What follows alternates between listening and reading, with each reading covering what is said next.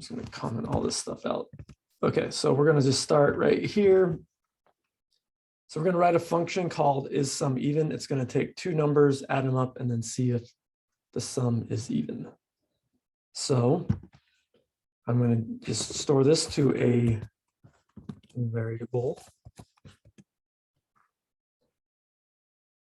Now, do you think this variable is going to be defined outside of here? No. No. Some, and this is true in JavaScript as well. You know, if I have some function, you know, is sum even,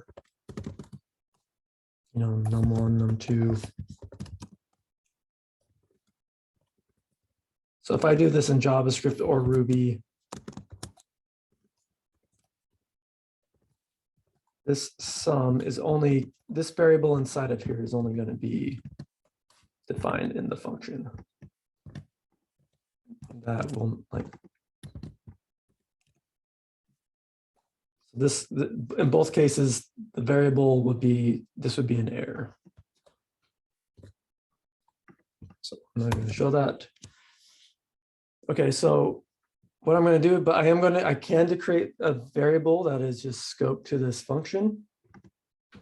And then I can do, let's do an if statement. If sum, and let's use some like nice little Ruby.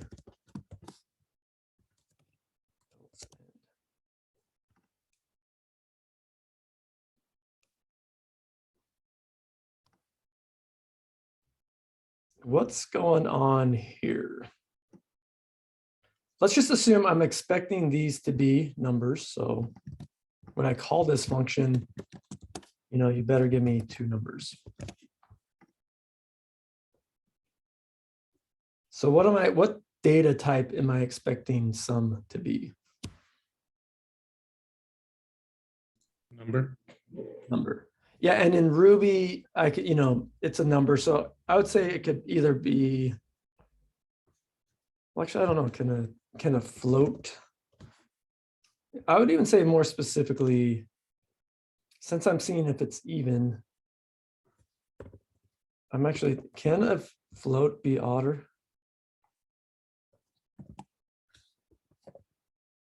That's more of a math question. I don't know, it's like, what's 1.1 mod 2? I just Googled it. It said decimals are not even or odd numbers.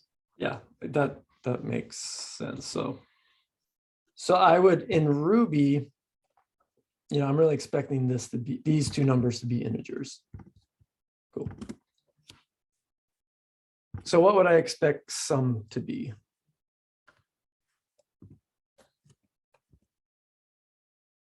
As I'm defining this. So 5. Yeah, 5. I'm asking more like, so in that case, I'd expect it to be 5, in this case, 9. But like, as I'm writing this function, I'm expecting sum to be an integer because I'm expecting number 1 and number 2 to be integers. So if I add one integer to another integer, I'm going to get back an integer.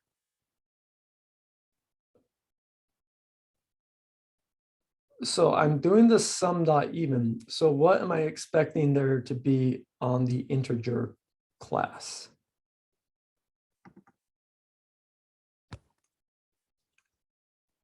Like,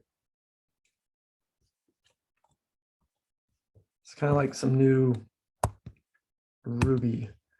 So on everything, and since everything in Ruby is an object, you can do this. So let me show, exit. So if you want like a Ruby sandbox, you can step into your terminal, type IRB. This is the interactive Ruby. So that I can type, you know, Ruby. Just like I can do with Node. So since everything in Ruby is an object, everything I can do this. I can call one.methods. So, and I can do one dot class. Integer dot methods. So I can go in and I can like actually see all the methods involved on my instance.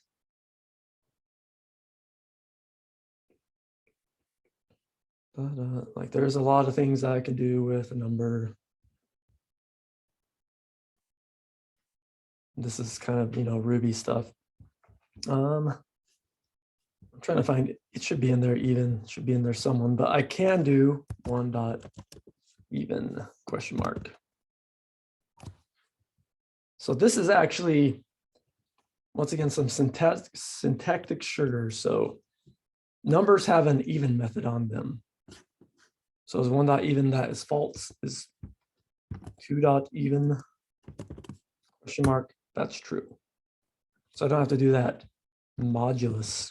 I can just do sum dot even question mark. And in Ruby, it's convention, if your function ends with a question mark, that's letting you know, hey, this returns true or false. So it's one of these things to make your code more readable. So I can have no idea what this even function is doing. I see the question mark and I'm like, ooh, this function is going to return true or false. So that's a question mark. So with Ruby, here's my if else statement. I can do an if, then the condition, then the else, and the end. In JavaScript, it would be if sum, well, that doesn't have a dot is even function. So I have to do the logic. And then if else.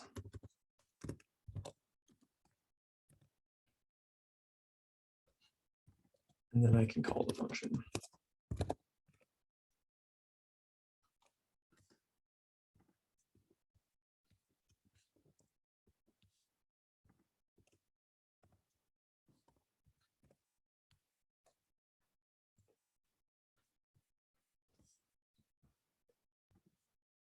Okay, let's do this as well.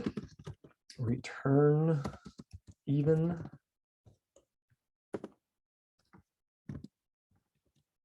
Return odd.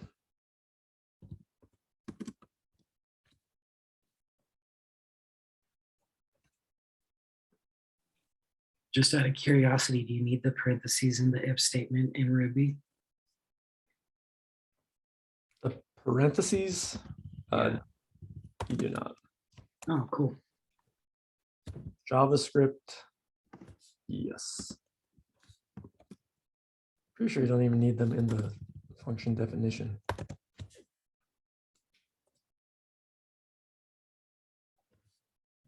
I like throwing them in there though. So let's exit. Okay, let's look at a couple things. So let's first look at our one in JavaScript that we're familiar with. So let x equal is Evan. Let's do a couple of these.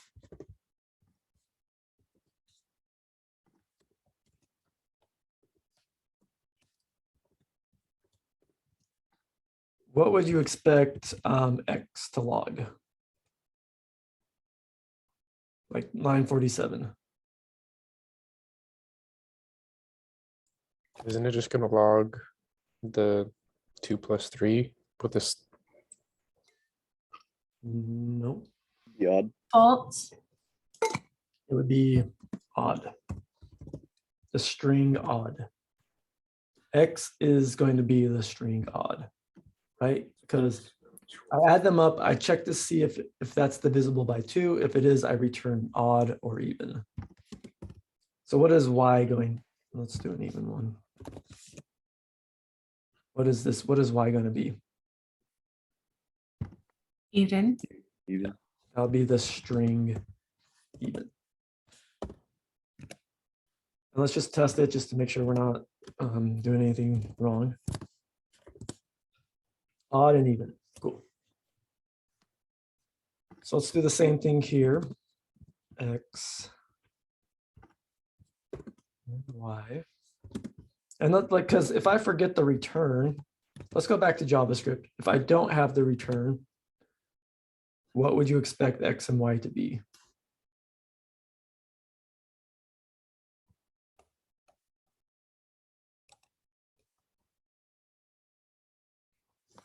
So here's a function. It goes and checks to see if this thing is divisible by 2.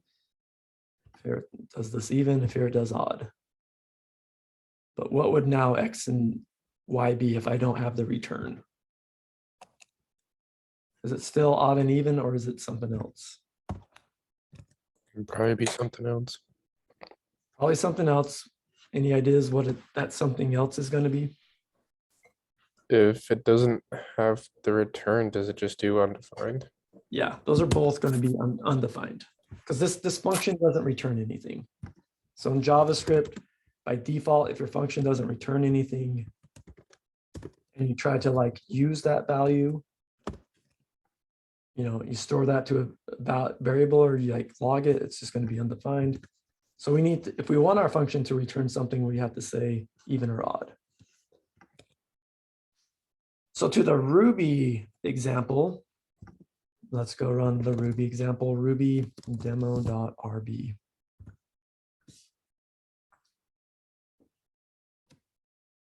So I need the return, right? Or tell me what am I also forgetting? There's something I'm forgetting. Like, why am I not logging anything? You didn't write puts. Yeah, because I'm actually not logging anything. So I need to puts X and I need to puts Y. I actually need to like call that function. Now, if we're looking at JavaScript, the JavaScript side, I would expect this to be, what would you expect X and Y to be if we're taking what we know from JavaScript?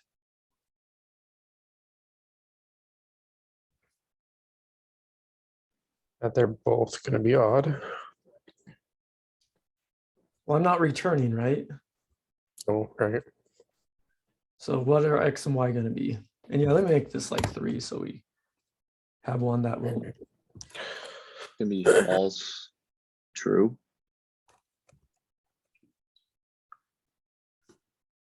Well, let's, you know, if I don't have the return, so we just saw this. If I don't have the return, I get undefined, right? Because functions need to return.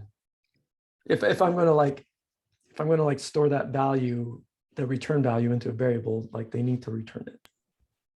So you kind of expect those to be undefined, right? Yeah. But in Ruby, here's not. So Ruby implicitly returns the last thing from function call.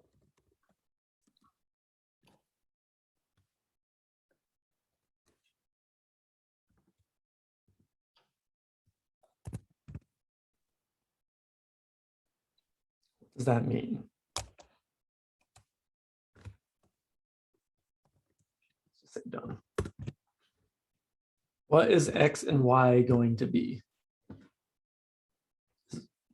Because here it's odd and even, but now I'm going to throw this string done in here. Is it going to be odd or even, or is it going to be done, or is it going to be rigatoni? Like, I'm telling you, implicitly returns the last thing from a function call.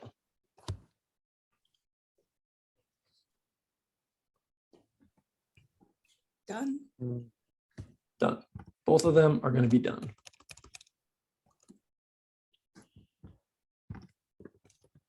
Let's go back to JavaScript.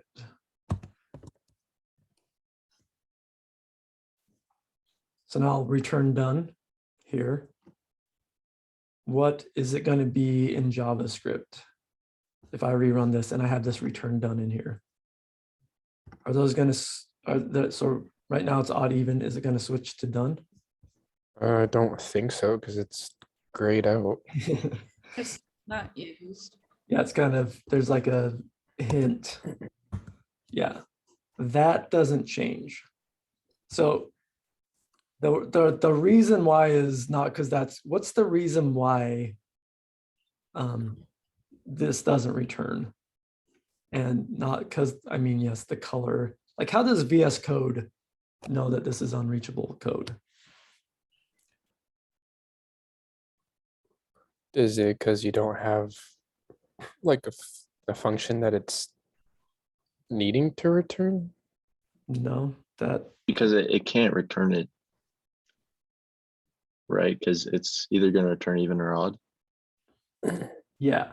Our functions can only return one thing. Like I have 3 return statements in here, but what I do here, I do have an if else statement. And this is going, if this is either going to be true or false. There's no in between true or false. So I'm going to run one of these things no matter what. It might be even, I might return even, I might return odd. But once I return from a function, it's done. So the fact that I have a return down here, VS Code's like, this is never going to run because you have an if else statement that are both returning something. If I uncomment out that, what does this now log? So it's either gonna say that it's even or it's just done. Yes. It'll log done and then even. Yeah, so if the number's even, it'll say even. If the number's odd, it's going to return done. Okay. There we go with that one. Okay, so what if I do, because there is a return keyword in Ruby.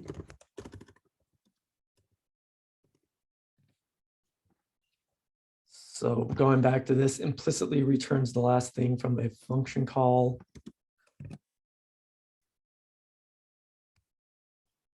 Are we going to get even and odd, or are we going to get done?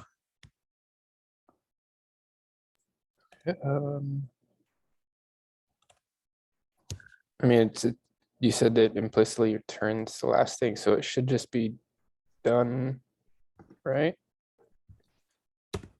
That's odd and even. What? Well, because once again, in Ruby fought like it's the same rule. My function can return one thing, and once it returns, it stops. So Oh, so because you don't have the return in front of the done now. no, I mean I could return. It's the same reason that this is grayed out. It's Oh, either way I'm going to return like so. Either way, I'm going to return odd or even. So this code never gets run. Same thing. I have an if else statement. This is going to run one way or the other. okay. Then I think I may have missed something. How did you get it to just say done and done before with it? Because didn't you still have the even and odd? Well, I get rid of the return. Oh, that's what you did? Okay. Yeah. I think I just missed that step and I didn't see you delete them. Okay. What if I do this?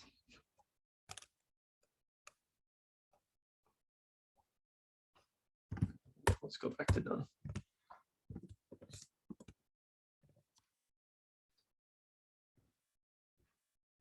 This is going to return even if the sum is even. It's going to return done if it's odd. Because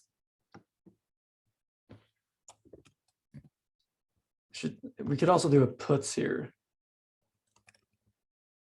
So if I have it like this, if the sum is even, it will return the string even. If the sum is not even, this function will puts odd, but it returns done. So X would be 5. Need to run that. So sorry, X would not be 5, it'd be done. So it would put out odd. but it returns. And I can X is X. See how we log odd and then X is done. What does this look like right here? This pound curly bracket. What does that remind you of in JavaScript? Interpolation. Yeah, it's interpolation. You know, in JavaScript, we have backticks and we use the $sign. In Ruby, if you want to do interpolation, you have to use double quotes. And then you can use the pound curly brackets.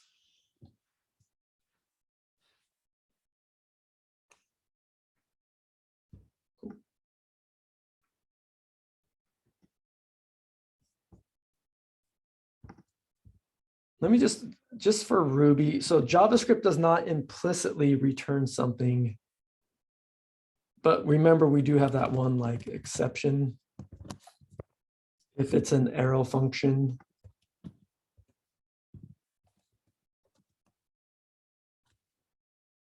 Let's do this is even as one line. Okay, is even one. That takes num1, num2. Let's see how I can, let's do this like very shorthand just to see how we can write this in JavaScript as a one-liner.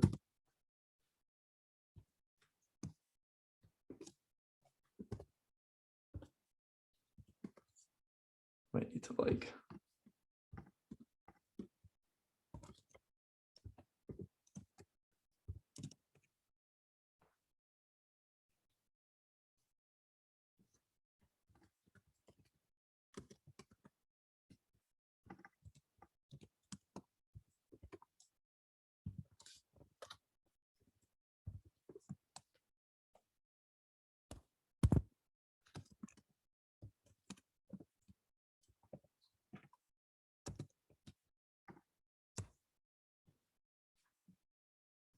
What is Z going to be? Is it going to be undefined? I mean, 4 plus 5, that is odd. Is it going to be undefined or odd? I don't have a return in here. But remember with JavaScript, if you write an arrow function that doesn't have brackets, i.e. curly brackets, it implicitly returns this code. So let's see what's going on here. First of all, what is this? This whole expression is a ternary, right? So there's two parts to a ternary. There's this first part where I'm checking to see, I need a condition, something that's true or false. If it's true, then we kind of go with this value. If it's false, then we go with the second value. So right here, I'm just adding up the two things, the two parameters, and then I'm checking to see if they're divisible by 2. If that's equal to 0, that's going to return true or false if it's odd or even. So if it's even, I'm going to say, return even. If not, return odd. So if I run this in JavaScript, Z is odd. So that is implicitly returning odd.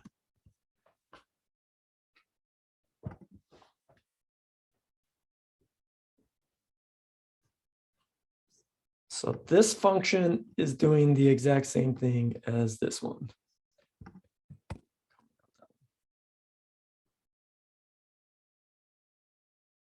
It's just written a little more with a ternary and as an implicit return.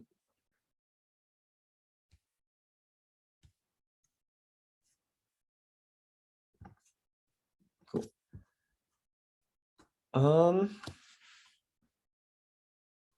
Time is it?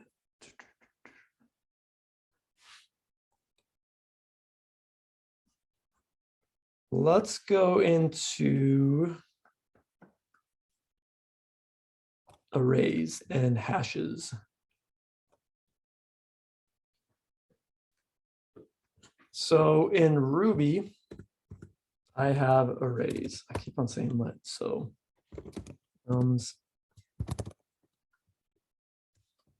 strings.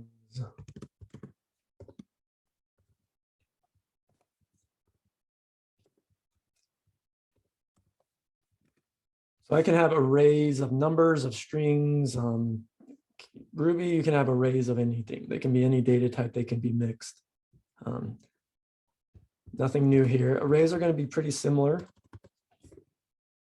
What do you think that is going to be?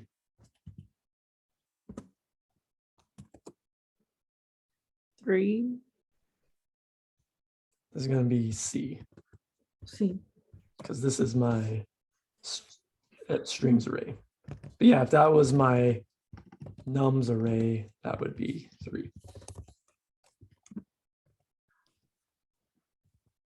So just like in, oh wait, I got an error. Where's my error? Variables. Line 2, did I, what? Oh. What did I do wrong here? Saying unexpected token demo RB line 2. It doesn't like that. Is it because you used Node? Yeah. I'm trying to run, I use Node and I'm trying to run a Ruby file. That doesn't work. Because it's like it's going to try to run it. It just, that won't work. So I need to use Ruby to run my demo. And there we go. Sweet. I think just, I'm going to just slack this out and then we can kind of just go through it.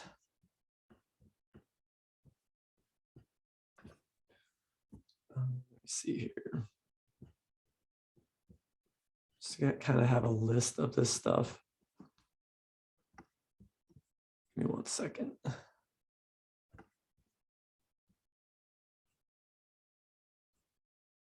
Okay. Instead of having to type this all out.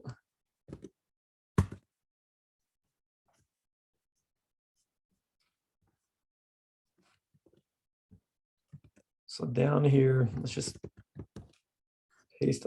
We might even want to do this in a new file, so we can. So I'm just going to do new file. It's going to call this demo2.rb. Paste that in there, and then this way I can comment it all out. Actually, no, I don't want to do that.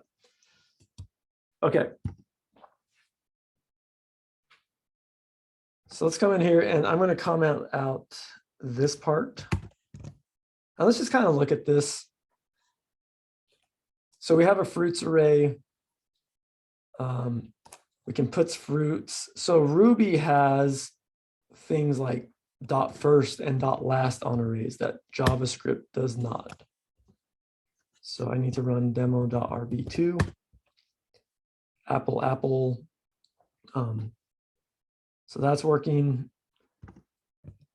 But notice I can reassign fruits to Apple. So now if I do puts fruits at 2, that's not going to be anything because now that doesn't exist. Because I can reassign this fruits array to a new array. If I have that commented out, then we puts out orange.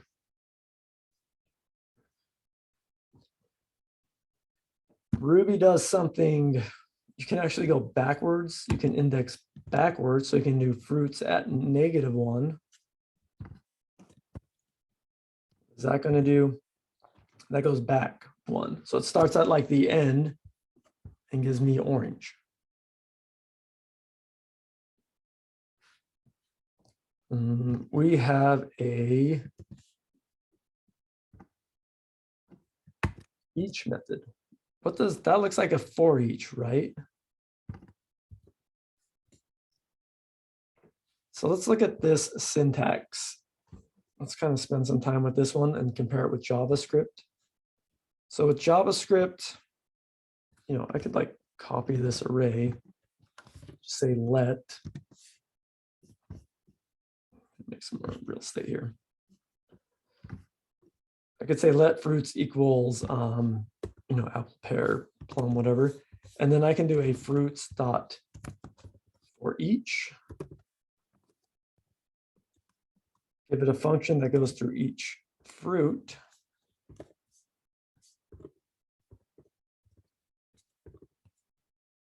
And, console.log the fruit.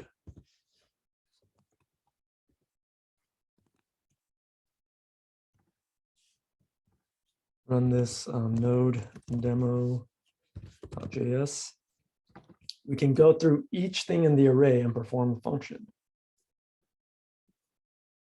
So with Ruby, it has a .each method on arrays. The syntax is a little different. We don't give it, this is not technically a function. We give it what's called can give it a proc or a block. This is a block right here. So we called it .each, and then we do a do, and then the thing. And then we can have an end. So we use these pipes to say, hey, go through each thing and do something with it. And that just does it out. So I can call this whatever, but if we're going through an array of fruits, this is going to be the fruit. So that might, I don't know, which one do you think is more readable? Fruits dot for each and then pass it a function, or fruits dot each do fruit puts fruit and then the end. That one maybe rolls off the tongue a little easier. There's also a each with index method, which I can give it. I can have two things. I can have the fruit and the index. So let's run this one.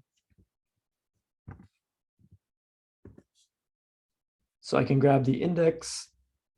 I'm just adding 1 to the index. So you get like 1, 2, 3, because it's really just, the index of the array. With JavaScript, if I want to grab the index, I just add it as the second thing right here. And that will be it.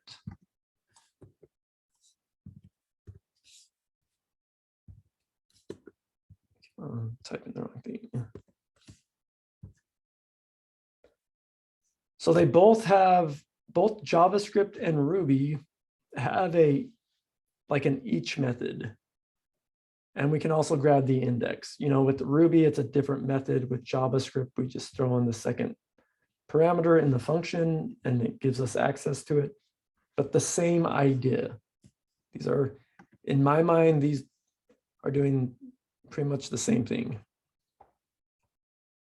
Cool. Just like with JavaScript, if we have an array, let's say like letters, we can add stuff. So with Ruby, there's once again some different syntax. I can do letters, chevron, double chevrons, D. That's going to add something to my array. So here I have A, B, C, D. I use the chevron.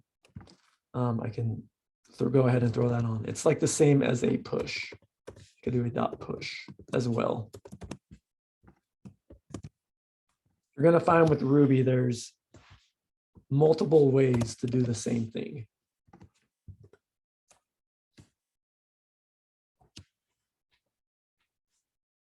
Right? It's almost kind of silly to have in a way to have a dot first method on an array, because it's always going to be the 0 index. But I think Ruby made the decision to have a first method just to make it more readable.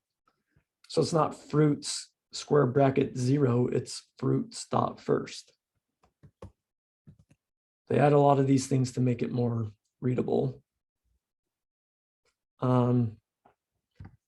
We can add to the front.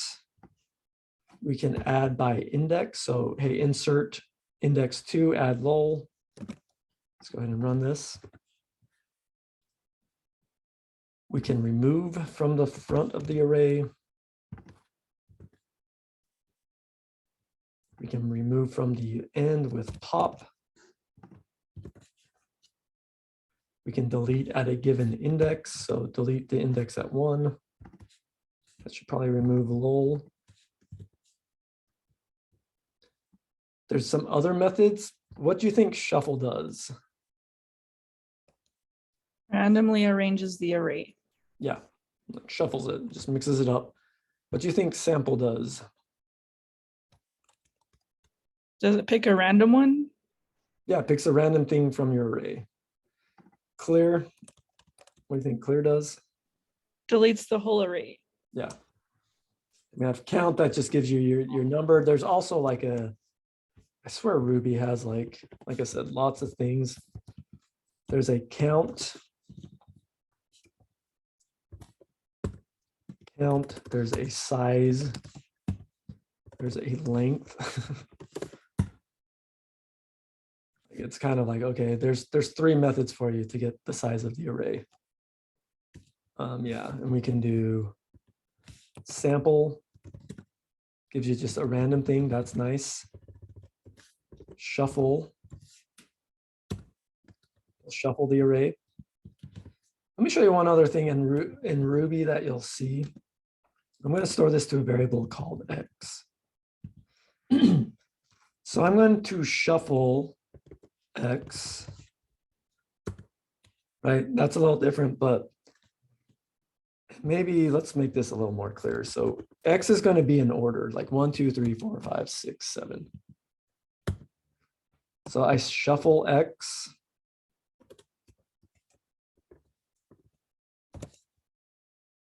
But x, so that's changed, but x itself is not shuffled. X is unchanged. You'll see methods in Ruby that end with a bang. So there's an x shuffle and then there's an x shuffle bang. So that goes ahead, gives me that array. But if I look at x now, x is actually changed. So if there's a bang at the end of it, that's going to let you know, hey, this is going to change the actual thing that called the method. It's going to mutate the thing. If it doesn't have it, this is a convention. It's like, you can't say this for sure, but it's, if you're ever wondering, hey, does the shuffle method change my array? Well, if it doesn't have a bang, then there's a good chance it doesn't, or it shouldn't. If it has a bang, that should let you know, yes, it is going to change it. Does that make sense? It's kind of a nice little convention. Does that apply to some of the other ones? I guess, like with the pop, I guess that would already just do it, right? Like if you were to do like the pop or the shift or whatever it is, does that do the same thing where it kind of just like makes a clone of it? So x.pop, if I pop something on x, that does change it. But so yeah, it's, once again, it's not a firm rule, because pop is a method that does, like, it's supposed to change, it's supposed to remove from the end. So it's kind of like what pop does. So it's not to say, Like, yeah, like why would you want to use that if it wasn't actually changing it? yeah. So it's you can't always fall back on that, but I think it's more if it has a bang, it should, it should change the thing. If it doesn't, you can't say for sure. Okay. Does that change it in the database? Like if you were to like permanently then the bang? Yeah, this would have, nothing to do with the database. Okay. Because this would all be when we're thinking about like talking about Ruby, we're talking about like all of this stuff is living in memory, not our database. So yeah, once we get into Rails and I do like an x dot shuffle bang, it's probably, unless that, yeah, it's not going to change it in the database. Unless the method is, update, then, and it's a specific method in our active record that does change it. Is that? Yeah, that makes sense. All right. So that's arrays. I mean, really, when you're talking about like arrays and hashes, this is where you kind of have an idea, like with any language, I'm going to be able to add something to the front, add something, by at a given index, shift something, remove something from the front, remove something from the end. Be able to do that in JavaScript as well. It's just going to be different, or sometimes might be a little different syntax, might be a little different naming conventions, but you're going to be able to do all these things to arrays in both languages. And if you ever get confused or you can't remember exactly how to do it, that's when you can go to like the docs. So Ruby docs, arrays. We use 3.0.2, so I might want to look at like that version, those docs. But then because there's a lot of stuff on arrays. And as I'm looking through these, I can see some of them have bangs, some of them have question marks. So if it's a bang, you can kind of say, oh, that's going to mutate it. If it has a question mark, it's going to return true or false. But there's a lot of these methods, so I want to like see what they're doing. Could look at like, what does rotate do?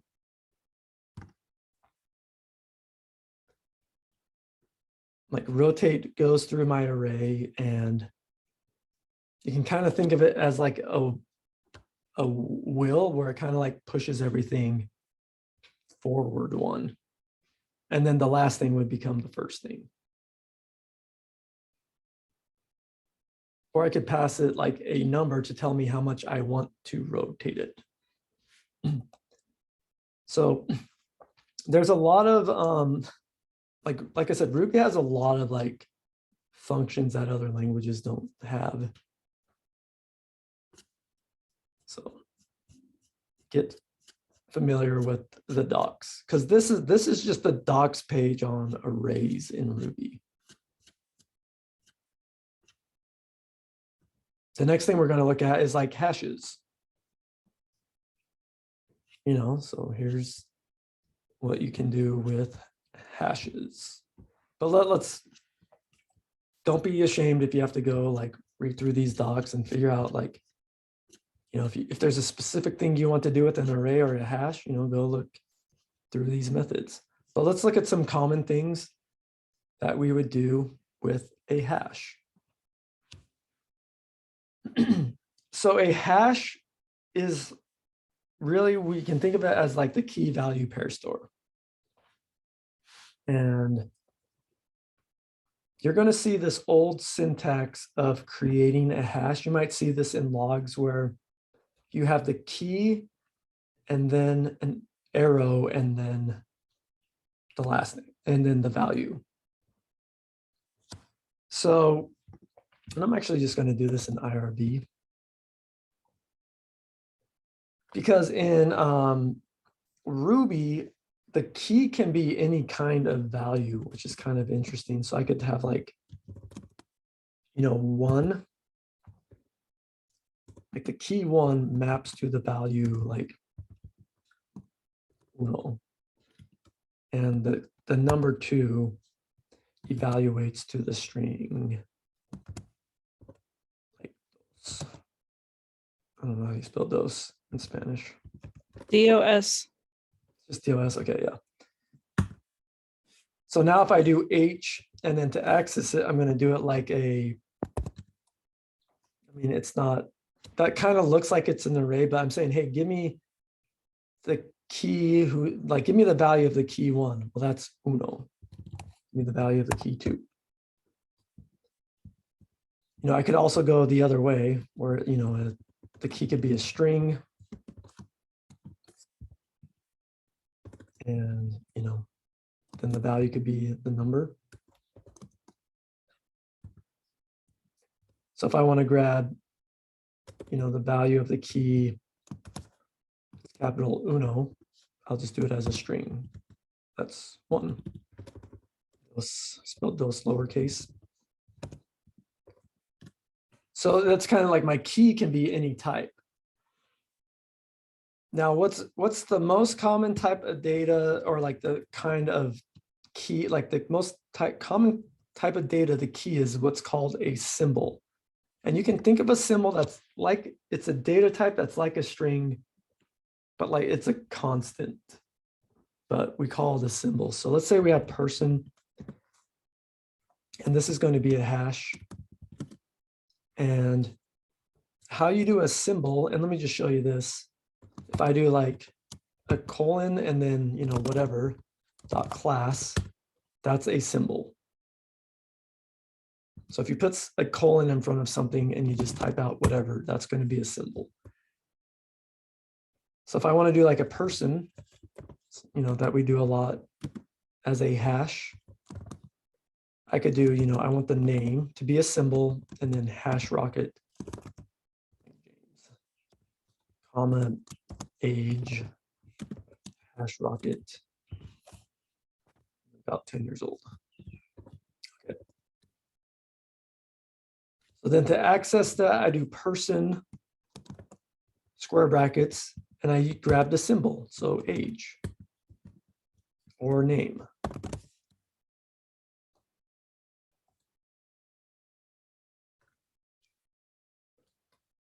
But there's a kind of like a more new way to write this. If your key is a symbol,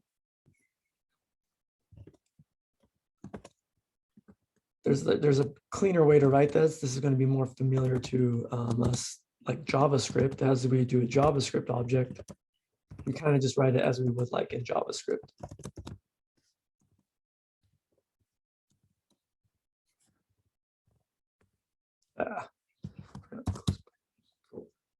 And see how like when I wrote it like this, and it kind of gives me this return, it's the symbol name, the symbol age. But if I want to access it, I still access it by that symbol.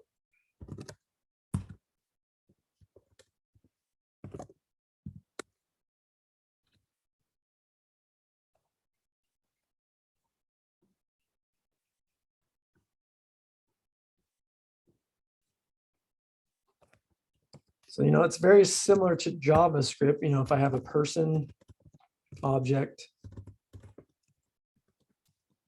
I give it a name and an age.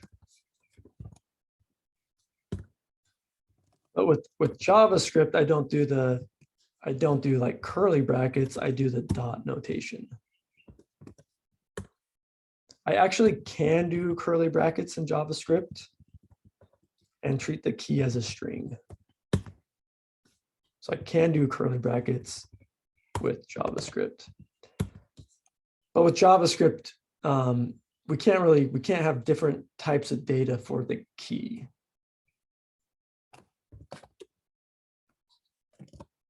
So that's, Ruby, you can have like these hashes where the key can be any type of data.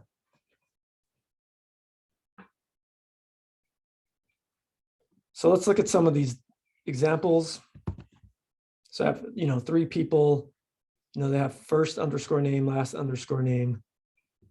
Some have like an age key and friends, and one of them even has a hobbies key, which is an array. And then someone else has a contact contact symbol that's a empty hash.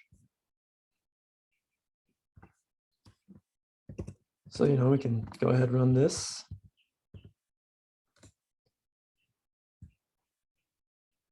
So person one does not have a hair color.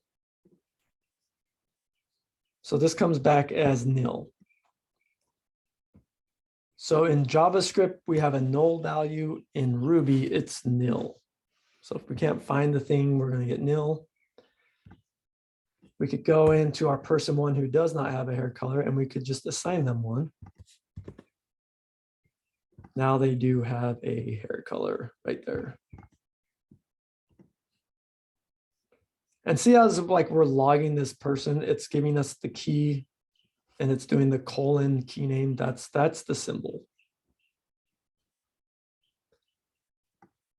And just like we can do in JavaScript, what's very common is we have an array of hashes.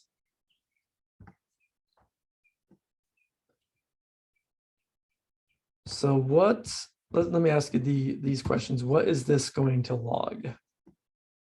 Puts people one last name. Junked. This is going to be man. Oh yeah, man. Except I didn't save that. Man, because it's Zero indexed, yeah. first one.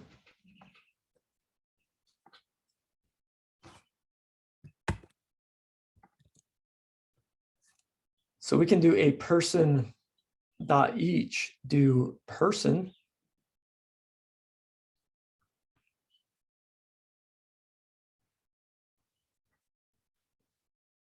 So let's start out with this one. So if I do a person dot each person and then I log the person, that's going to go through and log all of my hashes. I can also do a person. So what, let me ask you this before we move on to this step. If I do a person dot class, what is that going to be?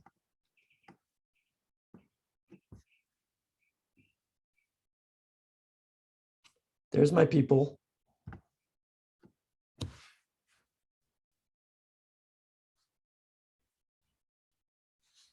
Here you can kind of even see there I'm logging through each person. What type of data is one of these? String? No, this whole thing right here, that's not a string. It's the thing we're talking about. It's a Object. A hash? close object. That's what we would call it in JavaScript. This is a hash. So if I ask that question in JavaScript, it would be an object. In Ruby, an object is a little more, like everything's an object. So if you would have said object, that would have technically been correct because everything in Ruby is an object. I wonder if I can show that. So let's do x equals this, x dot class. That's a hash. Well, what's the class of a hash? That's a class. I mean, that is essentially, when we say everything in Ruby is an object, it's like, it's all going to have like, what's the base class is going to be a class. So if I do one dot class, that's an integer. Well, what's the class of an integer? That's class. So that's kind of a way to see everything is an object, or everything in Ruby comes from a class. Okay. So we see this is a hash. So let's just run this. So we go through, we log hash for each thing. Now on Ruby, there's a each method on a hash. And I'm going to get rid of this taco value. Let's just do key value so it's more readable. So what we can do is we can go through each thing in our hash. We can go through the key value pair. So I can log what is the key? The key's first name, last name. What's the value? You know, Jake source. First name, last name, Batman. First name, last name, Dave Junks. This is a very old one because those were my two instructors, Dave Junkst and Jake Source. Let's try this one out, do a little inception.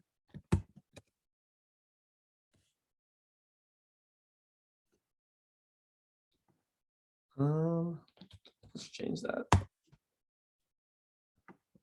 First of all, what is this going to be?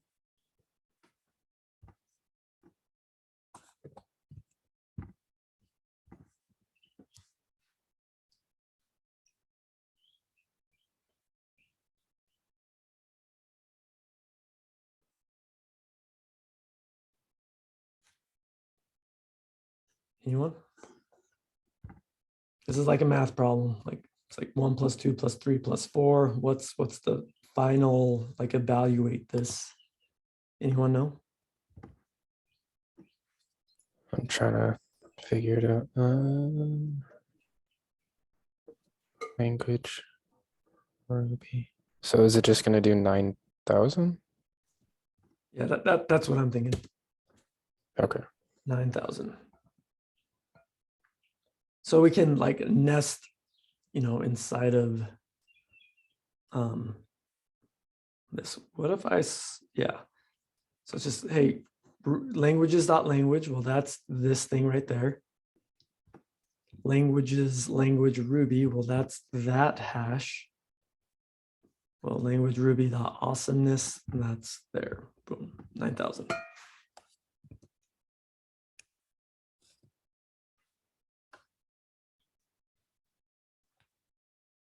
Cool. Any questions with that?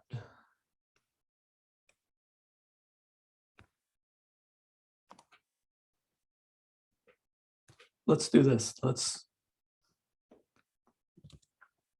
throw this in JavaScript.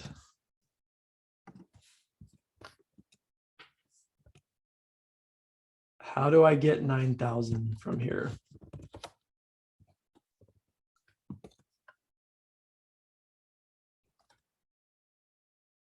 First of all, is that valid JavaScript?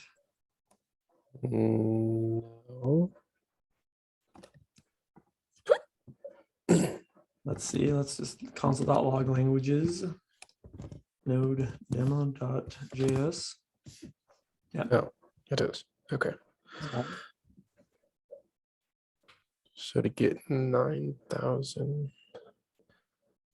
Like, I mean, we have I just want to write this same thing. Right, but don't in JavaScript you would need to put it inside the parentheses. Yeah, like kind of like that. Yeah. But I don't do the symbols, right? I do. There's two ways I could do it. Well, first I could do it as put those in a string. Mhm.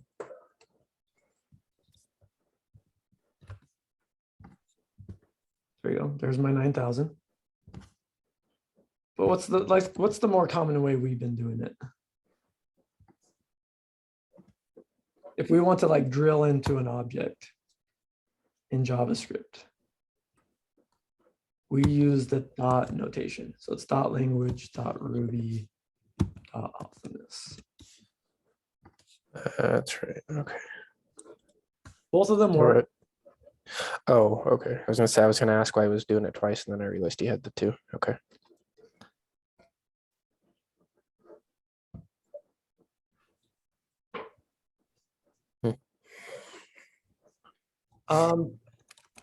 Let me show you this because this like what I think this is definitely the cleaner way to write this, but there's a really big advantage that this one offers.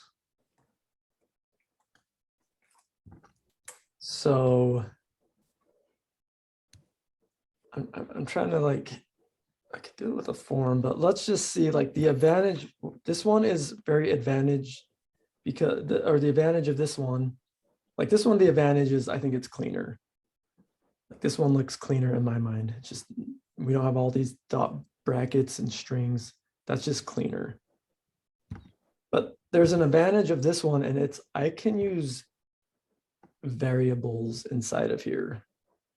Let me show you what I mean. Let x equal the string language. Let y equal the string Ruby. And let z equal the string awesomeness.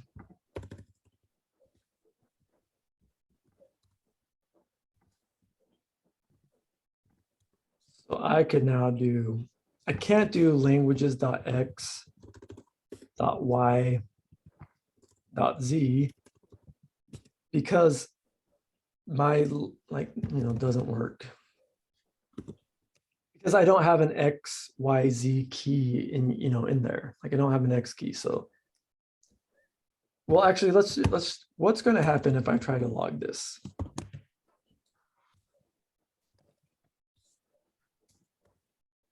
It's going to log undefined. Is it going to log 9,000? Is it going to log is it going to be an error?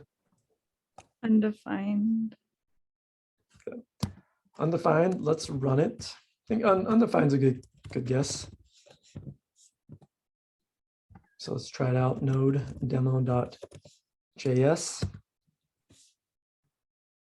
Oh, that's where I've already declared X in here somewhere. So that's that error. X has already been defined.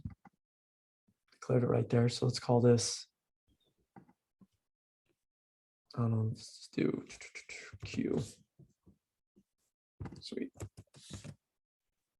Y is probably already defined too. Dang it. Okay.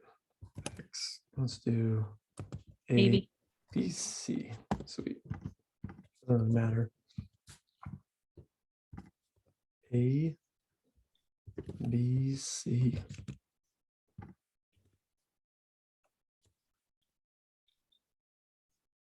So notice where this fails. Can't read properties of undefined reading B. So it's doing languages. Languages. This is kind of important to kind of see this. Languages is defined. Let me run this one. And actually, let me throw in a log so we can actually see where we're getting at. I'm just going to go step by step. Languages. So we're going to first just log languages. Then we're going to log languages.a. And then we're going to log languages.ab.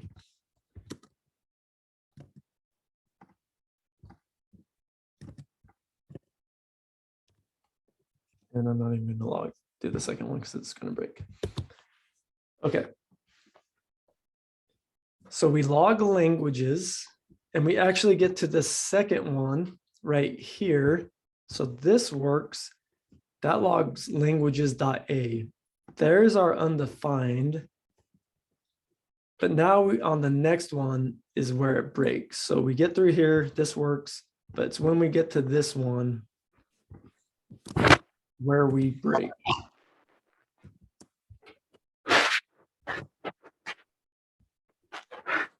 So why does this one work, but this one breaks?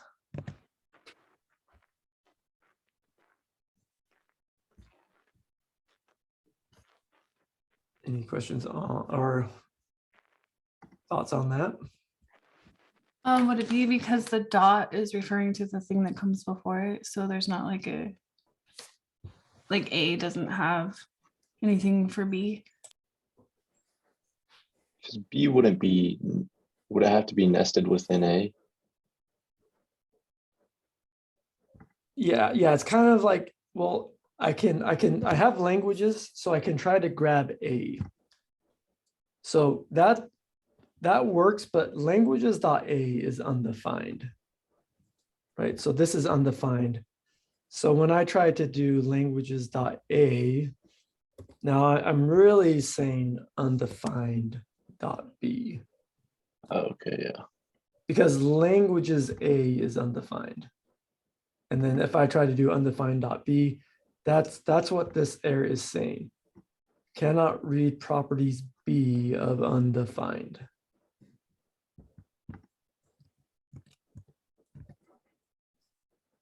So I could come, if I came in here and said like B, or sorry, gave this an A. Now I get cannot read property C, because now A is defined. So language A is going to be, languages.a would be an object, but then A.B would be undefined because there's no B key inside of here. So then that one would break.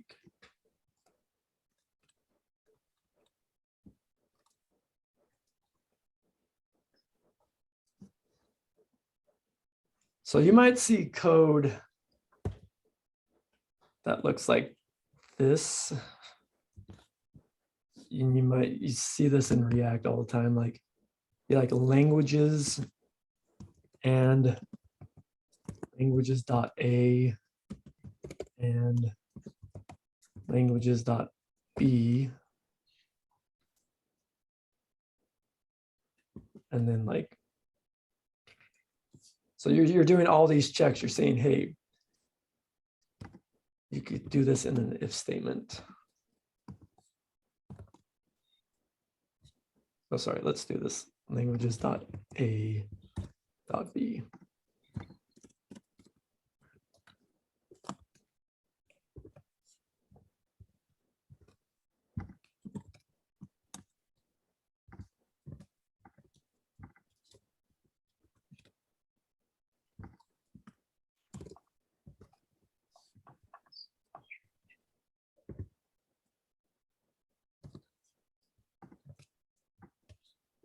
Let me show you what this is trying to get at.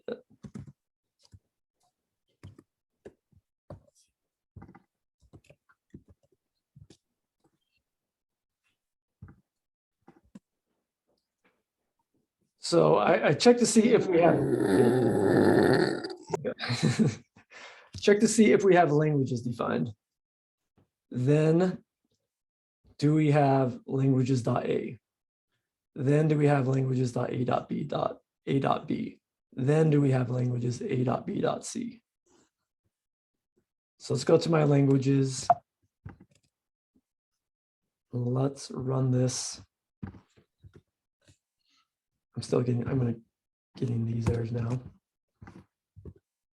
Does not have this. So I might check all of those things, like, why don't I just do this? If I try doing that, I get an error. So you'll see stuff like this, where you're kind of you're stepping through these checks. Is languages defined? Okay, well, let's go and check the next thing. Does languages have an A key? Cool. Let's go on to the next thing. Does that A have a B key? Then we can keep going. So now I could give this a B key.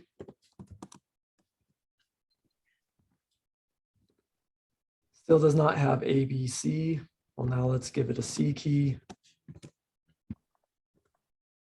Has A, B, C. But it's kind of like I'm doing these checks so my code doesn't break. Because languages, if I go through and like just don't even have languages defined, I mean, I have it defined. Cannot read properties. Oh, well, now it's breaking here. Does not have ABC. So I have languages is undefined, but it doesn't break. If I don't have that there, that's going to be an error. So now I can define it. Does not have ABC, but it doesn't break. Does that make sense? Yeah, I have a quick question. So like normally I feel like we deal with little bits of code. So we would just I feel like I would just look to see what had, if it had it. Is this just used if you have like tons of complicated code? And like, you know what I'm saying? Like, I feel like we would just look and see if it has it before. Like you would go up and look at your variable. Yeah, and just see like, is there an A and a B and a C? Like, you know what I mean? But I guess if it were really complicated code, we probably would want to do something like this. Yeah, because you're not, yeah, you're probably, you're once, yeah, you're going to get to the point where you can't, like, you're not going to have some hard-coded variable defined. You're going to have Oh, if languages equals like, you know, some function.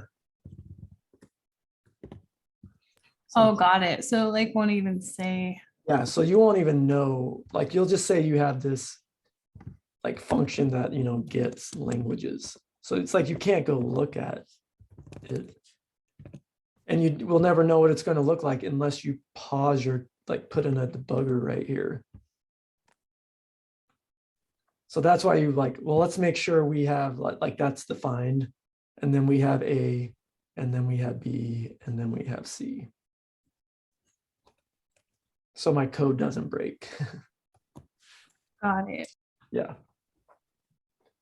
Yeah, as we're going through these demos, it's nice because we can like see we're like really just hard coding these variables, but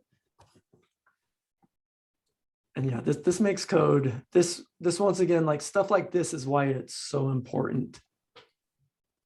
Like naming becomes so important. So when you are reading your code, you know, you have like, I assume this function get languages is going to return languages.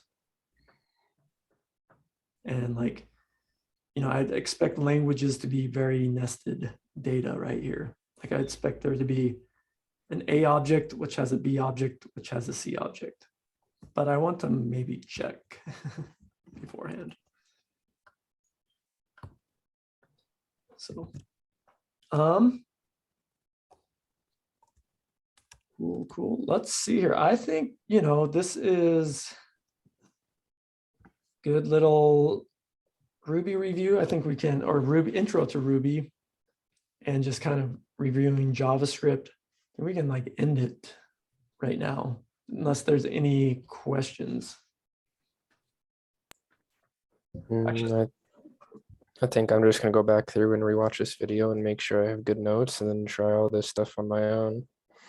Let me do, sorry, I'm gonna do, I just want you, you don't need to code this. I just want you to watch this. So there's one thing, sorry, I kind of forgot. There's one other thing I just want to cover. Just so when we go, because it's so important in Rails, like not that we do it in Rails, but we use it in Rails. And that's like just a brief like introduction into object-oriented programming.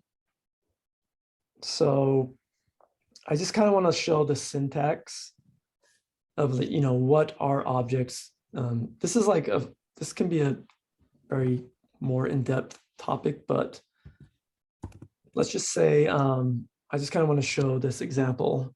So first of all, we saw that everything in, you know, Ruby is a object, and, you know, we have like integers, we have numbers, we have arrays, we have hashes. What if we want to define our own object in Ruby? We can actually even do this in JavaScript too. It's called classes. So we're going to use classes in Ruby to define our own objects in Ruby. And let's just look at a very real world example, because object-oriented programming, which Ruby is an object-oriented programming language, so is JavaScript. They allow us to create objects, like real world objects we would see in the real world. So how we define a object in Ruby is with the class keyword, and then we give it the name, and then we have end. We've just defined a class in Ruby.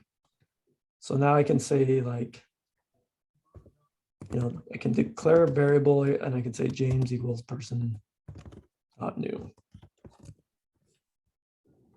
And now I can run this.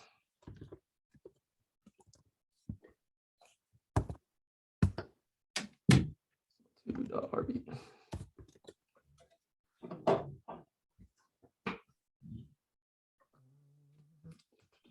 So I need to actually puts this out to the console. So let's do this. Let's puts James.class.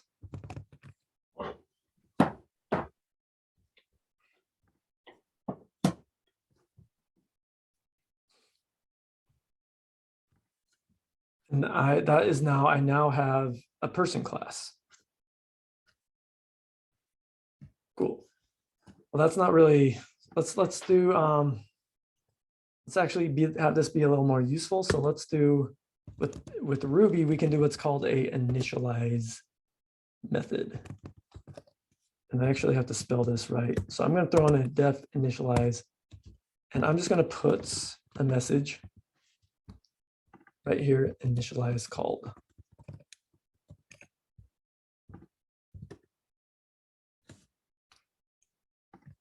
So whenever I call this person.new, it calls this initialize method. Like a person has a name and an age, right? So let's now do this. Let's now say, you know, a person has, I want to create a new person, actually give them a name and an age.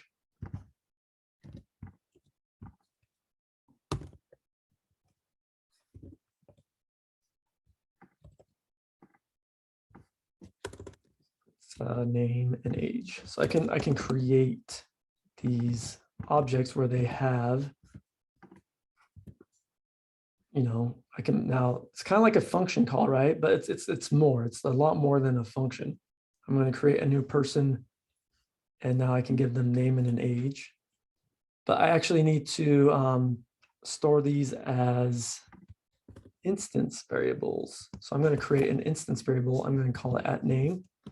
I'm going to set it equal to the name that was passed to me. I can do an @age equals age. And then inside of here, I can create like a method about, because a person, you know, can have this about, like, tell me about yourself. And here I can say, you know, let's just return a string. My name is, I'm going to interpolate this @name. And I am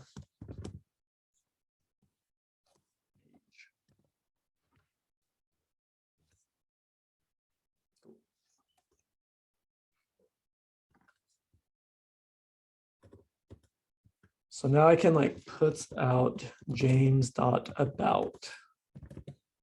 I can puts out Tony.about. Tony.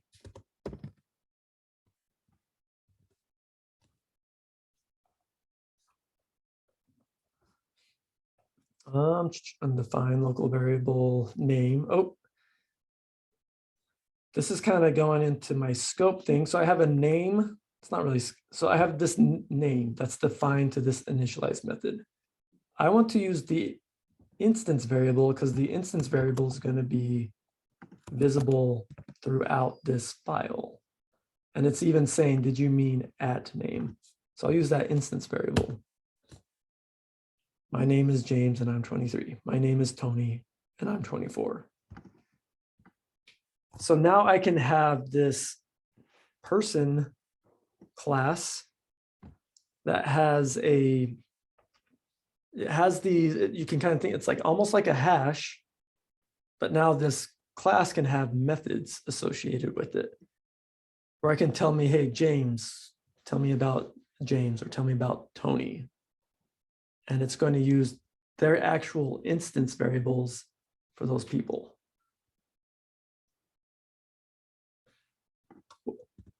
So something we see a lot in Ruby is what's called inheritance. So I can have a person class, but maybe I want to get a little more specific with a person. So I could have like a class student.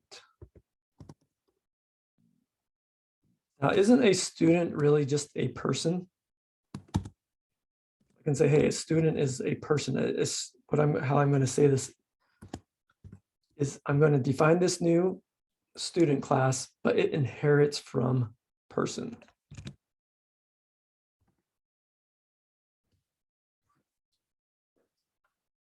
So now I can come create, George.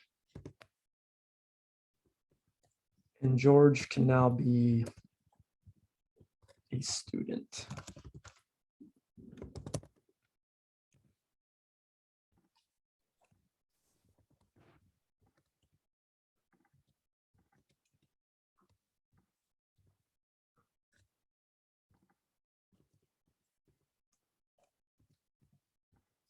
George is 34. So I have this class student, extends person. And, here I do like a student.new, George and 34. Now, George, all of a sudden, without any code in this class, I can now call this George.about and it works. Didn't that look a lot like in Ruby in our Rails, where we have some like we did like what was it, a food class extends like application record, and then all of a sudden we can do like food.find, food.create, food.update. It's because in that parent class there's a lot of this stuff already built out, and we can extend or we can inherit from that class. And then we can also add methods. Like if this is a student, I can maybe say like a get GPA, because this person's a student. Like a student has a GPA. And now George can, still be a person, but George now has like a GPA.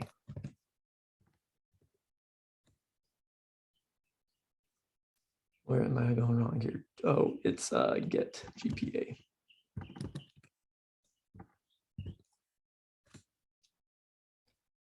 Demo 2, undefined local in general. Where doesn't it like, is it breaking on there? Line 31. Oh, general. I don't know why that's general. George. So we can now take all that work that's done in a person class. We can extend from it, a student can have a GPA. We could go create another class like a, I don't know, like a rock climber. Rock climber is a person, but a rock climber might have like climbing skills or whatever.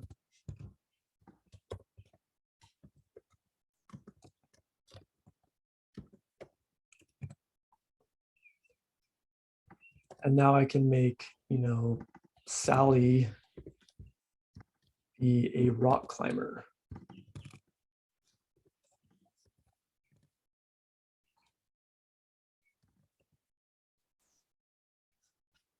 She can be a person, but she can also have like a specific set of hers, like a subset of people. Climb the Nar, bro. Cool. So there's just the brief intro into classes. We'll talk more about them later, but I just kind of wanted to show you inheritance. Pretty powerful thing though. Just from that, can you kind of see how this could be this, like that's why when we get to Rails and we create a model and it's just like 2 lines of code, it's actually a lot is going on behind the scenes because we're extending from that active record or like an application controller. We're getting all that functionality built for us.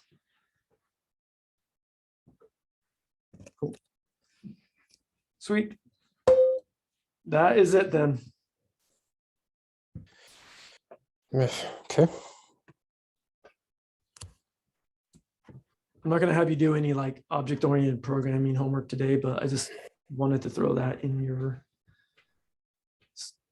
kind of in your minds. I'm glad we don't have homework because, like I said, I'm gonna go through this one and do all note to make sure I have it in my head, and then I'm gonna work on yesterday's homework again. So I think it works. Do Sweet. you know of any good tutorials where we could possibly practice Ruby? Yeah, so one of the so your homework today is going to be like continue on your homework from yesterday, but and let me, if you want to get on this now, I've kind of showed you this, the edibit.com site. Oh yeah, I forgot. So about this. I'm going to give you some of these. There's also Leet Code. I like Leet Code. The reason I like Edibit is because they have like this very easy section. Leet Code, their problems, like their easy problems are kind of a little more, they're not super easy. The nice thing about Leet Code though, like here's a two sum problem. Like this is an easy one. This is one of their easy ones. It's like you go through in an array and like you get an array and a target and you want to go through the array in order and like try to find which indexes add up to that number. And then you return that. So it's like 0 and 1 because 2 plus 7 equals 9. Honestly, I kind of forgot about Edibit too, and so I think I'll be utilizing that over this today too. Yeah. But the reason why Leet Code can be good, because these can be harder, but they give you hints, and then you can like you take the question and just go, you just Google it. And there's a good chance you're going to find like maybe a video on it or, you know, a tutorial on it on the one specific problem. So you can get like totally stuck and be like, wait, what the hell? And then you can go like watch someone explain it. And you can do them and you can like select the language. So you just come up here, you can do it in Ruby, you can do it in JavaScript. You can do it in whatever, they have quite a bit of languages. So that I'm going to give that out too as kind of spend like an hour on those coding challenges. Cool. Let's take lunch. Let's come back at 1:50. All right, sounds good. See you all later. Cool. Have a good one. Thank you. Thank you. You. Thanks. Peace.